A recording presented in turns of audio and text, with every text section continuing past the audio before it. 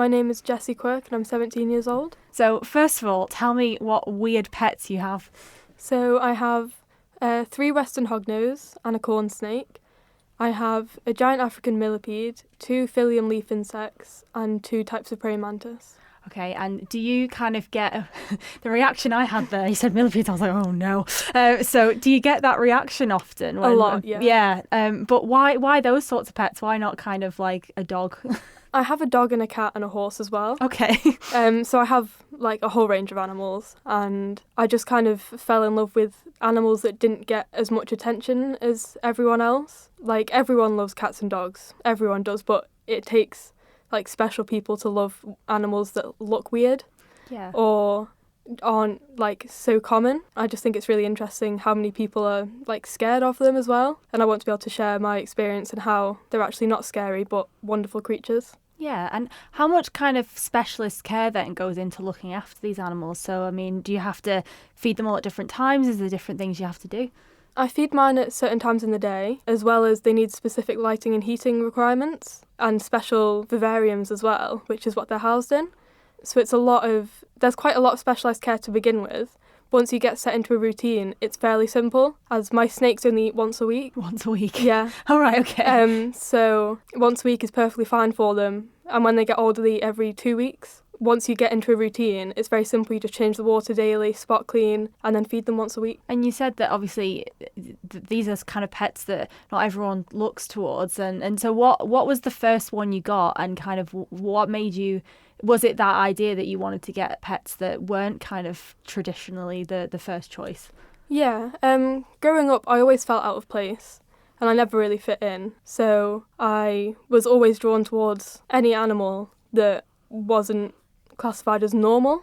That could be a horse who had had a bad past, and he wasn't just a standard horse that you could go on and ride. You had to do special work with. Cats that I previously worked at the Man Cat Sanctuary. Some of the blind cats in there I used to spend a lot of time with and everything like that.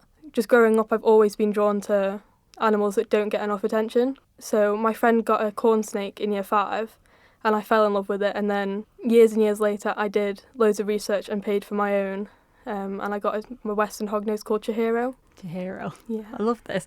And so obviously the kind of the focus of the talk is the fact that you yourself have ADHD, autism and severe social anxiety. Not that you'd be able to tell right now with how confident you're talking to me. And sort of the impact that keeping these pets is having on you. That's kind of the focus of the talk. So can you shine a little light on what it means for you then, separate to looking after these animals? Yeah. I found it very hard to keep myself motivated to stay alive for a massive period of my life. It still continues now, but it's not as severe. And these animals, and having something that relies on me, and something so unique as well that not everyone can say they have, it was a massive protective factor for me to keep pushing myself to fight what's been going on, and being able to also express myself as well. Because I still do as well. I take my snakes down to the shop with me. They sit in my pocket, or we go for walks together. I take them out onto grassy areas that I know have no pesticides and stuff. They go everywhere with me. One came to visit me when I was away in a hospital. Wow. So he came on the boat with my dad, which was really lovely, and that gave me a massive just push of motivation to get home. Yeah. So they've really impacted me positively. Yeah. And then so with the talk, are you hoping that you can kind of, I suppose, reach out to other people and for young people in your position of maybe they don't, love animals like you do, but they can find something that is that motivation for them? Yeah, the goal is to spread awareness about mental health on the Isle of Man and the struggles that can be faced, but also how people can cope with it and different ways that people can learn about how to manage their emotions and stuff and what they're feeling, and to gain some sort of motivation and a way to just give themselves a protective factor, which is it's a massive thing for recovery as well, is having something to drive for. I'm talking to you, you're 17.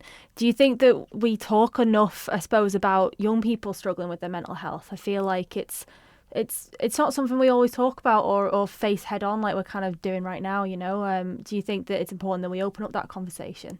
It's really important. The amount of struggles that I've faced just because I'm not 18 and I'm in the adolescence mental health care has been massive, and it has really impacted my life and how I cope, which all could have been avoided if these issues were talked about more, and there was more awareness brought to it. There was more care in place on the Isle of Man. So yeah. Yeah. Perfect. So if anyone comes along to the talk later on this month, so it's been supported by the Manx Wildlife Trust, will you be bringing your animals along with you? I've spotted here in front of me, actually, it's going to feature some snakes and geckos. So yeah, are you gonna bring along your pets as well and maybe chat about them to the audience?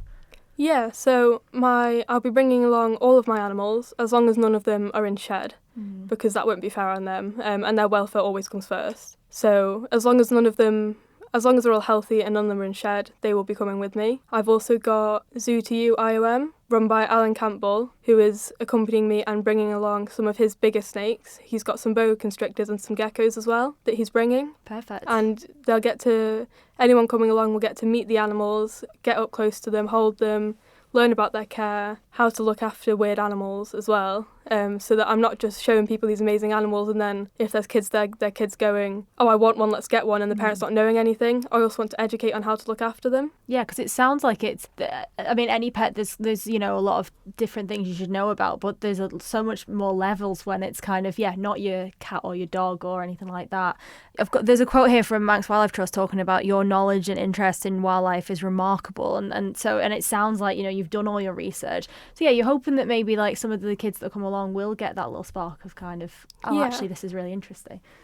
Yeah, I am definitely hoping that more people will start to realise that these animals aren't to be scared of, because even a lot of adults and children I meet at the minute, they are absolutely petrified of snakes or my millipede or the leaf insects, anything they are scared of. And they're not something to be scared of, they're something to be amazed by. And I also want to share my conservation efforts. I haven't worked too much on that at the minute because the main focus is the talk, but there will be something that's coming in the future, and I want to share my love for the environment as well in hopes that children can grow up to share the same things that I love and protect what I really care about. Thank you for making it to the end of the Manx Radio newscast. You are obviously someone with exquisite taste. May I politely suggest you might want to subscribe to this and a wide range of Manx Radio podcasts at your favourite podcast provider, so our best bits will magically appear on your smartphone. Thank you.